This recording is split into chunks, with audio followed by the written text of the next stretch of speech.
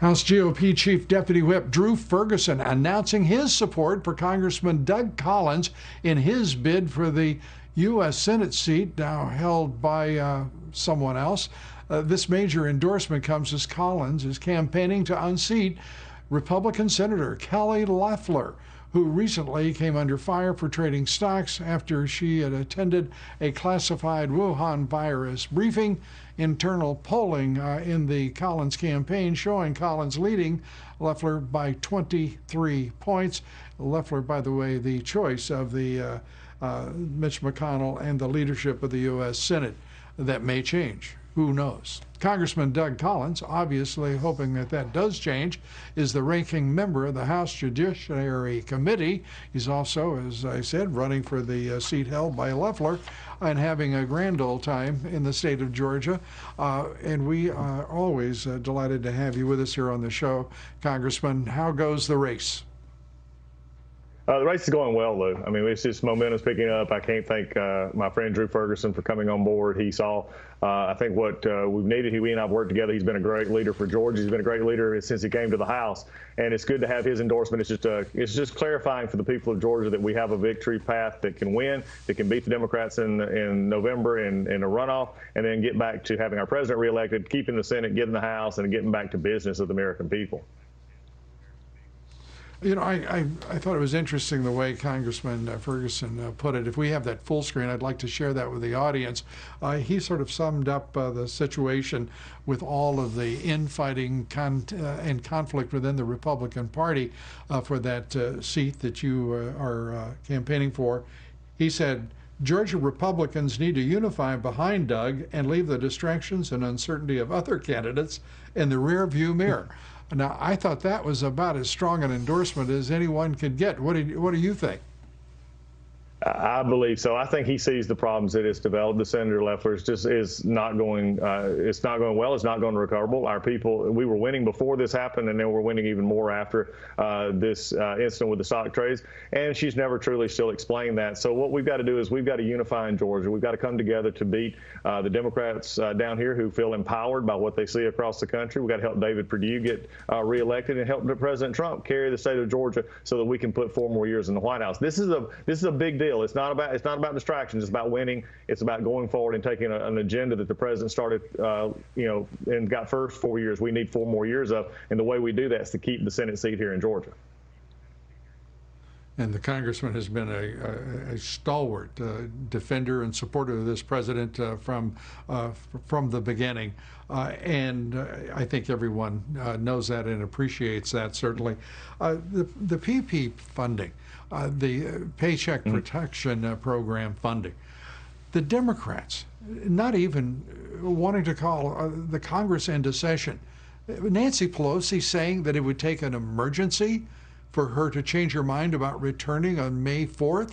I mean, this is surreal. This is monstrously absurd of her to even make such a remark. Lou, when did you expect Nancy Pelosi to think that the American people were an emergency?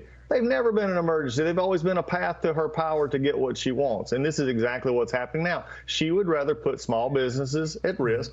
She would rather put the American people to continue to have to worry about the recovery, for the economic recovery and their health. And so, look, it's not surprising. Nancy Pelosi's emergency is only Nancy Pelosi. That's the only emergency she knows. And if it's not her way, she just will stay where she wants to and use the American people as pawns in her game. Do the Democratic House members, and I know you know some of them very well, are they under some illusion that they won't lose their seats by blocking this funding of urgently needed relief for American small businesses and employees all across the country?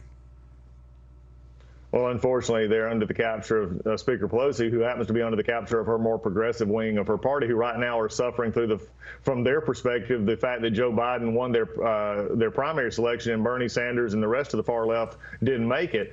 But there are many inside the Democratic Party in the House that are concerned about this. They're working on real issues. They see what's happening. They realize that they wasted over a year investigating this president, doing sham impeachment, going down every road to get at him, instead of actually doing what they said they wanted to do, and that was for the people, to do things for them. They did nothing for the people except delayed aid every time we've turned around in this situation, and not done anything that would actually lift up everybody and not just the special interests that they cater to. Let's turn to the president, as he is talking about now, and will be focusing this evening on announcing the new members of his new task force to reopen America for business. Your thoughts about it, the timing, and the conditions as you see them necessary to do that. Well, the conditions are pretty well set forward. We need to make sure that the curve is flattening, that we're getting the necessary resources to the areas that are the hot spots, and we've seen that happening.